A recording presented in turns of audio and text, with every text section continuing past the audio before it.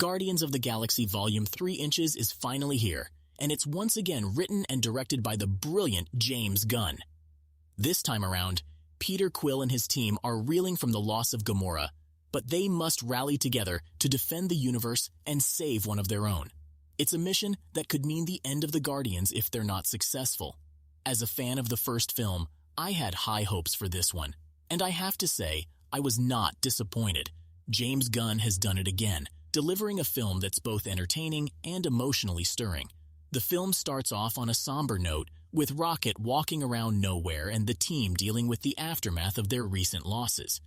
You immediately get the sense that this film is going to be more emotionally charged than the first two, with sacrifices being made and characters in dire situations. One of the standout aspects of the film is the exploration of Rocket's backstory. We see flashbacks to his youth and the horrific things that happened to him, which can be difficult to watch, especially if you're an animal lover like myself. But it's a testament to the film's emotional depth that it can tackle such dark subject matter and still make us care deeply about the characters. The chemistry between the actors is as strong as ever, and the humor that made the first two films so enjoyable is still present. But it's the emotional moments that really stand out in this film. There are scenes that will make you laugh and cry, often within the same scene. James Gunn's horror roots definitely shine through in Guardians of the Galaxy Vol. 3, particularly in a few splattery scenes. One standout moment is an excellent Marvel-style action scene in a corridor, where the entire team engages in an epic fight against a lineup of massive aliens and creatures. It's a visual treat, combining practical effects, stunt work, and CGI seamlessly. However, where the film truly excels is in its characters and humor. Despite delving into darker territory, it remains a very funny movie, consistently eliciting laughter from the audience. The characters are incredibly well developed, allowing them to explore new emotional depths. Gunn skillfully navigates the shifting dynamics within the team, especially given the altered presence of Gamora. The Guardians find themselves in a new era, and the film effectively captures their weariness and the sense that they may not want to continue this life indefinitely. That being said, while some aspects of the team's fatigue work well, there are others that don't quite hit the mark. The film opens with Star-Lord in a drunken state, much to the dismay of his teammates. It's a scene that had the potential to explore deeper issues, but unfortunately, it's quickly thrown away. This is just one example of several missed opportunities throughout the film.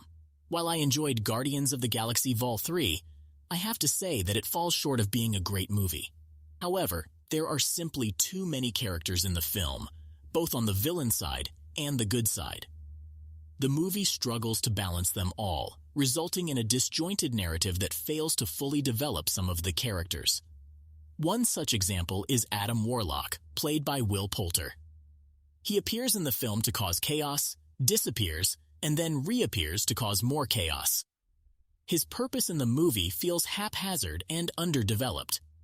The main villain in Guardians of the Galaxy Volume 3 is the High Evolutionary, a character who has grand goals for the universe and wishes to make it a perfect place. He is also grappling with his own place in the universe and what it all means. In many ways, he's a more vicious version of Thanos, who also sought to make the universe a better place, but in a more genocidal way.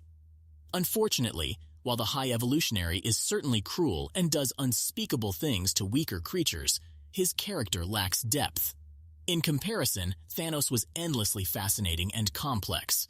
However, the film does boast some great performances from the cast.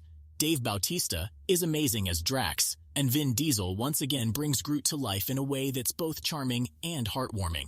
Karen Gillan shines as Nebula, and Chris Pratt delivers a fantastic performance as Star-Lord. Zoe Saldana also impresses as a new and different version of Gamora, who is struggling to find her place with the team. Bradley Cooper deserves a round of applause for his portrayal of Rocket, and the visual effects artists who brought the character to life once again outdo themselves. The exploration of Rocket's past is truly the heart and soul of the film. The film heavily relies on flashbacks to explore Rocket's past, which can sometimes be confusing. While some flashbacks seem to be triggered by Rocket's thoughts, others start when he isn't even present in the scene, making it feel like a jarring narrative device. Despite this, the film's strength lies in its characters, humor, and action. James Gunn clearly loves these characters and pours so much love into every frame of the movie. It's an entertaining film, although it takes a little while to find its footing and hit its stride. Ultimately, Guardians of the Galaxy Volume 3 may not be a perfect movie, but it's worth the price of admission for its enjoyable characters, humor, and action. I'm curious to hear what others think about the film. Thank you for tuning in to Screen Saga.